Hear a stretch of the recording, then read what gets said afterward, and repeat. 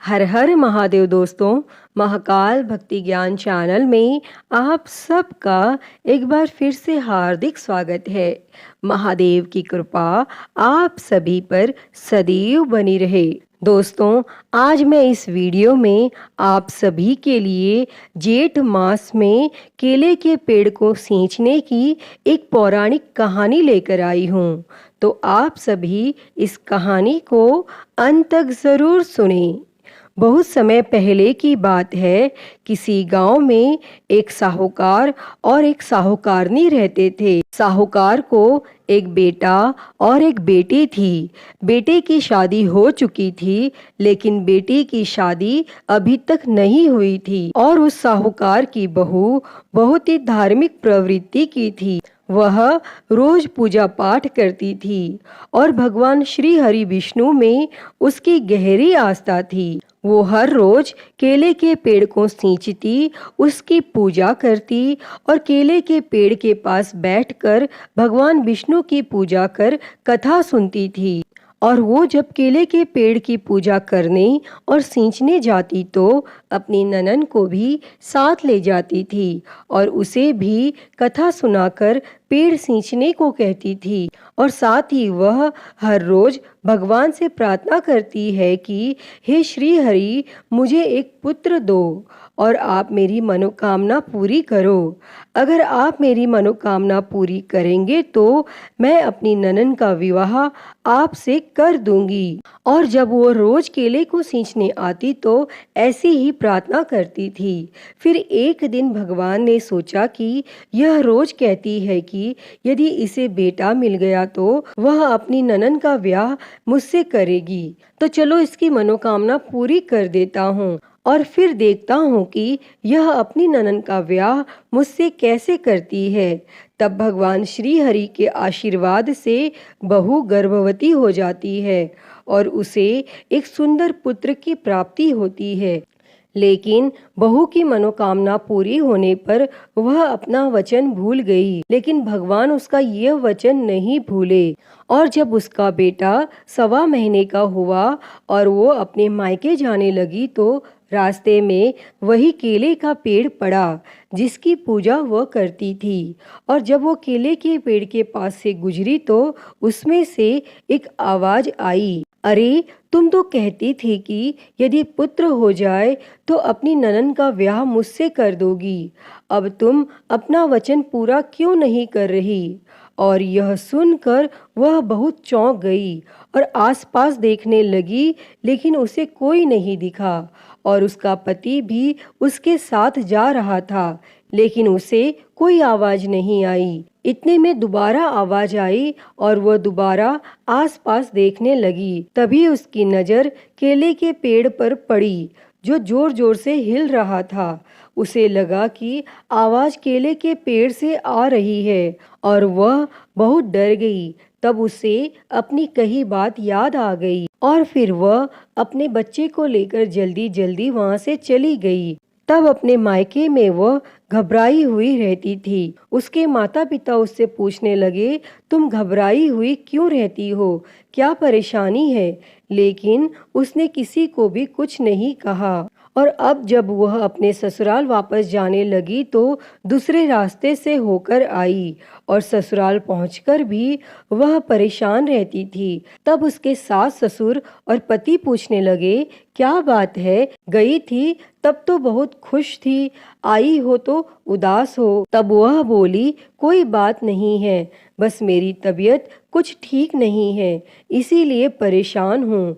तब सब बोले, कोई बात नहीं, आराम करो। लेकिन सुबह शाम अपने वचन को याद कर वह परेशान रहती थी। तब एक दिन एक सुंदर युवक उसके घर आया और उसे देखकर साहूकार और साहूकारनी ने पूछा, आप कौन हो?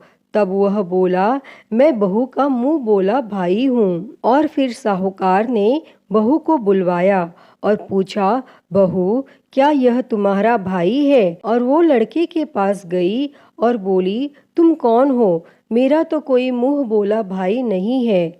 तब वो लड़का धीरे से बोला, मैं वही केले का पेड़ हूँ, आपको आपका वचन याद दिलाने आया हूँ। और आपको अपनी ननद की शादी मुझसे करनी है। और यह सुनकर बहू बहुत घबरा गई और लड़का अंदर आकर बैठ गया और बोला, मैं लंबे समय से विदेश कमाने गया हुआ था, इसीलिए यह मुझे पहचान नहीं पाई और अभी अभी गांव लौटा हूँ तो बहन से मिलने आ गया। और तब साहूकार और साहूकारनी उसकी बात मान गए और वह उनके यहाँ रहने लगा और कुछ ही दिनों में उसने सबका मन जीत लिया। साहूकार सोचने लगा, क्यों न मैं अपनी बेटी का ब्याह इसके साथ कर दूं। और जब यह बात बहू को पता चली तो वह बहुत खुश हुई और मन ही मन सोचने लगी, यह तो मेरी परेशानी का हल है। ननन का ब्याह तो मुझे इससे ही करना था और वह हो रहा है।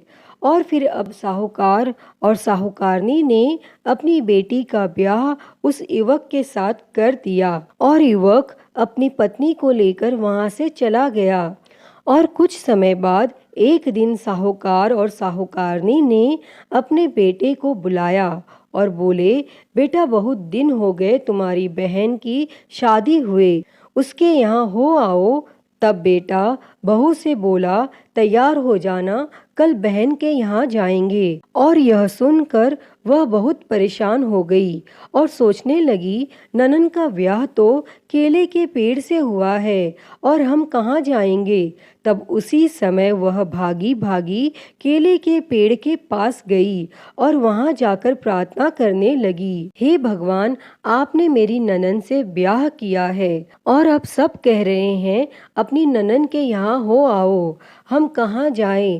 तब केले के पेड़ से आवाज आई, तुम चिंता मत करो, यहीं अपने पति को लेकर आ जाना, बाकी सब मैं देख लूंगा।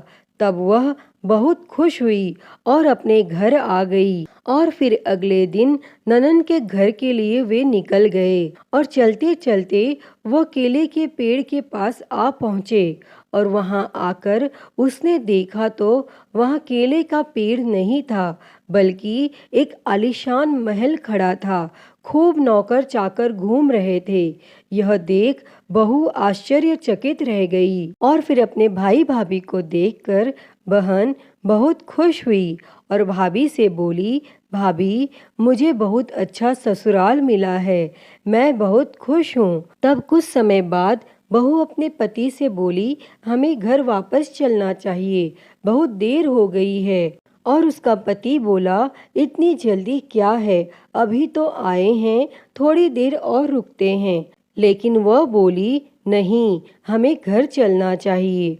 और फिर वह दोनों अपने घर के लिए निकल गए। तब थोड़ी दूर ही पहुंचे थे कि उसका पति बोला, अरे मैं अपनी छतरी बहन के घर भूल आया हूँ, मैं वापस जाकर छतरी लाता हूँ।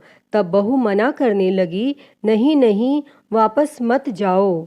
तो वह बोला, क्यों न जाऊं, मेरी छतरी रह गई है। फिर बहू बोली, तुम्हारी बहन का ससुराल है, बार बार जाओगे तो सब क्या सोचेंगे, छतरी रह गई है, रह जाने दो, हम दूसरी ले लेंगे। लेकिन उसका पति नहीं माना और वो वापस उसी स्थान पर पहुंचा तो देखता है बहन के महल की जगह एक केले का पेड़ खड़ा था और उस पर उसकी छतरी टंगी थी। और यह देखकर भाई को बहुत आश्चर्य हुआ। तब उसने अपनी पत्नी से कहा, तुम्हारे भाई का घर कहाँ गया, अभी तो यहीं था, सच बताओ, ये तुम्हारा भाई कौन है, तुमने मेरी बहन की शादी किससे करवाई है। तब बहू बोली, घर चलो, मैं सब बताती हूँ। और फिर घर आने के बाद उसने अपने सास ससुर और पति को सारी सच्चाई बता दी और बोली, ननन की शादी केले के पेड़ से हुई है, भगवान से हुई है। और यह सुनकर वह सभी बहुत खुश हुए और बोले, बहू, तुम्हारी पूजा पाठ के फल स्वरूप हमारी बेटी का विवाह भगवान से हुआ है। हे श्री हरि विष्णु भगवान जी, जैसे केले के पेड़ को सींचने का फल आपने बहू और उसकी ननन को दिया, वैसा ही फल इस कहानी को सुनते, कहते और हुंकारा भरते को देना। तो बोलिए लक्ष्मीपति नारायण भगवान की जय। तो दोस्तों यह थी ज्येष्ठ मास में केले के पेड़ को सींचने की एक पौराणिक कहानी। अगर आप सभी को यह कहानी पसंद आई हो तो प्लीज़ इसे लाइक करें, शेयर करें, कमेंट में श्री हरि विष्णु भगवान की जय लिखना ना भूलें। और अगर आप मेरे चैनल में नए हैं तो मेरे चैनल को सब्सक्राइब कर नोटिफिकेशन बेल को ज़रूर ऑन कर लें। हर हर महादेव। धन्यवाद।